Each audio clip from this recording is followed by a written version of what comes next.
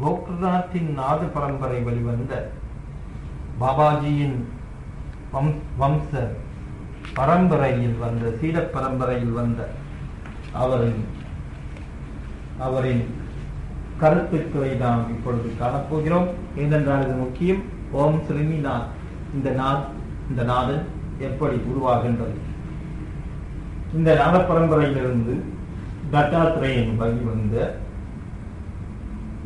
திருடி நாதன் நம்மிடம் வந்து ஆதிசங்கரனை பற்றி விளக்கிய சமுந்தர லஹரியின் கருத்துக்களை கொண்டு ஆரம்பித்த இந்த பாரம்பரியம் அதையும் கடந்து உலகிலே இல்லாத மூன்றாவது பாரம்பரியமாகிய இந்த கூடுதல் என்ற நிலை கூட்டி பவித்திரமான பராசக்தி நிலை கண்டு அற்புதங்கள் கூடி நின்று வண்ணமையில் இரண்டை கையில் கொண்டு இரண்டு கொடிகளை பறக்க விடுகின்ற நாத பரம்பரையில் குருவாக நின்று இவ்வுடலை தாங்கி அருளாக மாறி உருவாறி இந்த நாதற்கெல்லாம் நாதர் என்ற தலைமை தாங்கி வந்திருக்கின்றோம்.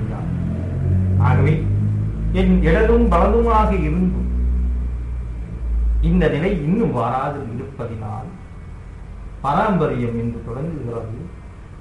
நிச்சயமாக எம்மோடு இருந்து வளரும் இடமாக இருந்து எம்மோடையே கூடி நின்று எம்மோடையே கலந்து நின்ற அனைத்து படை வீரர்களும் உருவாகின்றார். அப்பொழுது யாரின் நிலை எங்கே இருக்கும் என்று நாம் அறிவோம். ஆகவே எழுந்தருங்கள் உங்கள் பத்திங்கள்.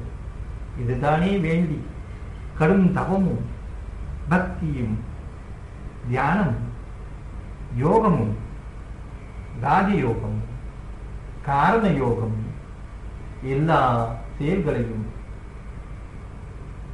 ஒருமயமாக்குகின்ற அனைத்து யோகங்களையும் செய்து சாதிக்க எண்ணுகின்ற நிலை இந்நிலைதான். ஆகவே அந்நிலை தானே வேண்டி இக்காலத்திலே இங்கே கூறியிருக்கிறோம். ஆகவே எப்படி வர்ணிப்பது என்று தெரியவில்லை, வேதவில்லை.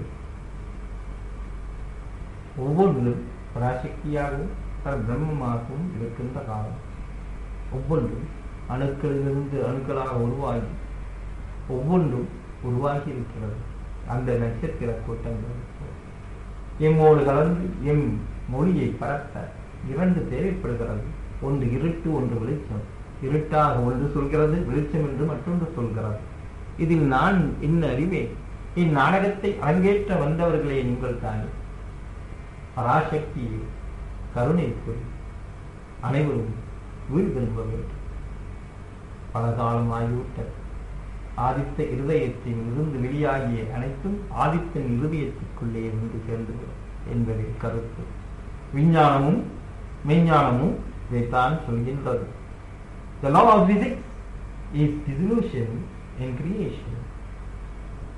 நாராயணன் தொப்பலில் இருந்து மகாலட்சுமி எழுந்தாள் என்றால் கிரியேஷன். ஆனந்த சேனத்தில், அதே ஆனந்த சேனத்தில் அம்பிகை சக்தி பராசக்தியானவள் அவன்தான் டிசல்யூஷன். என்றும் இன்றும் இதை விட்டு விலகாமல் நினைக்கின்ற நிலை உண்மைதானே? அதைத்தானே எப்பொழுதும் சொல்லிக்